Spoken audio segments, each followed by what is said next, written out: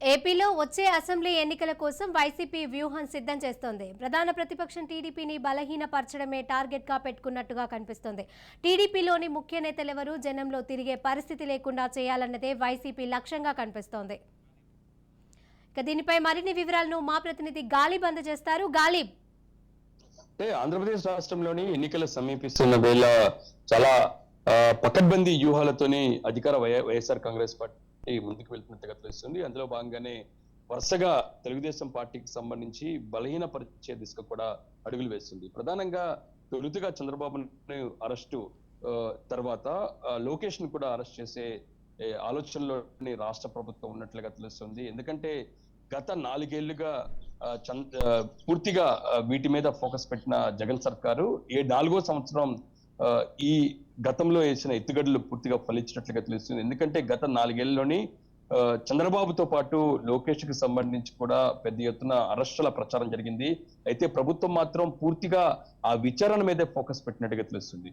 ఎందుకంటే ముందు నుంచి కూడా ఆంధ్రప్రదేశ్ రాష్ట్రంలోని గత తెలుగుదేశం హయాంలో జరిగిన ఏదైతే అమరావతి స్కామ్ కావచ్చు, దాంతో పాటు ఫైబర్ గ్రిడ్, స్కిల్ డెవలప్మెంట్ లాంటి కేసులు, వీటిపై విచారణ సంబంధించి కూడా సిఐడి లాంటి దర్యాప్తు సంస్థలతోని విచారణ చేపట్టిన రాష్ట్ర ప్రభుత్వం గత 4 ఏళ్లు సాక్ష్యాధారాల సేకరణ, దాంతో పాటు పూర్తిగా దర్యాప్తు మీదే ఫోకస్ పెట్టింది. అయితే 4వ ఏడాది ఒక్కసారిగా వ్యూహాలను వదిలినట్లుగా తెలుస్తుంది. ఆ వ్యూహాలు పూర్తిగా పొదును పెట్టి సాక్ష్యాధారాలు సేకరించిన తర్వాతే చంద్రబాబు అరెస్టు జరిగినట్టు తెలుస్తుంది.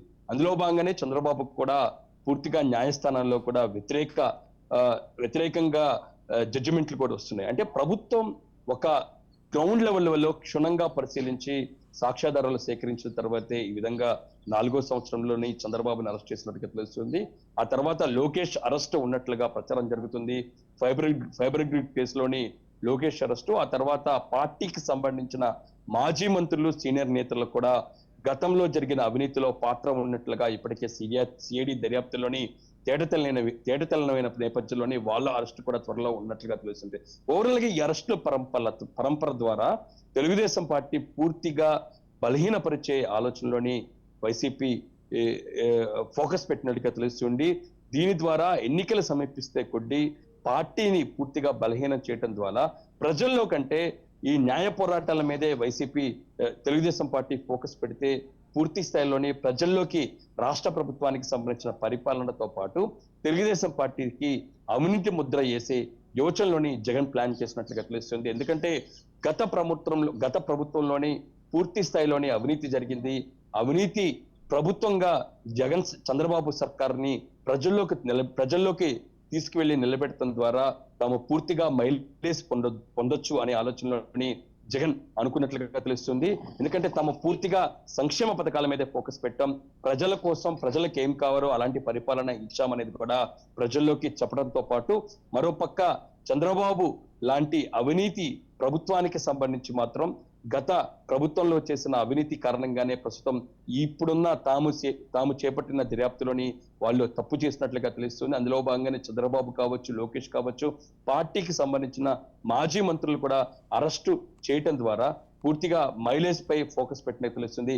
అదే పరిస్థితి మనకి స్పష్టంగా కనబడుతుంది. ఎందుకంటే చంద్రబాబు అరెస్టు తర్వాత 1-2 రోజుల్లోనే చంద్రబాబు ఖచ్చితంగా బెయిల్ మీద వస్తారని కూడా అందరూ భావించారు. అయితే వరుసగా కింద కోర్టులో కావచ్చు, హైకోర్టు లాంటి కోర్టులో కావచ్చు చంద్రబాబుకు పూర్తిగా వ్యతిరేకంగా తీర్పులు వస్తున్న చూసినట్టయితే పూర్తి సాక్ష్యాధారాలు గత 4 సంవత్సరాల నుంచి కూడా దర్యాప్తు చాలా వేగవంతంగా చేయడంతో పాటు క్షుణ్ణంగా అంశాన్ని పరిశీలించడం జరిగితే ఈ కొత్త ఎత్తుగడకు వైసీపీ ఫోకస్ చేసినట్టు తెలుస్తుంది. రానున్న రోజుల్లో ఇదే ఎత్తుగడను అమలు చేసే యోచనలో వైసీపీ ఉండి టీడీపీకి పూర్తిగా అరెస్టుల పరంపర కొనసాగిస్తూ ఉక్కిరి బిక్కిరి చేస్తూ బలహీనపరిచి పూర్తి స్థాయిలో ఎన్నికల్లోనే మైలేజ్ పొందే యోచనలోనే వైసీపీ ఫోకస్ పెట్టింది.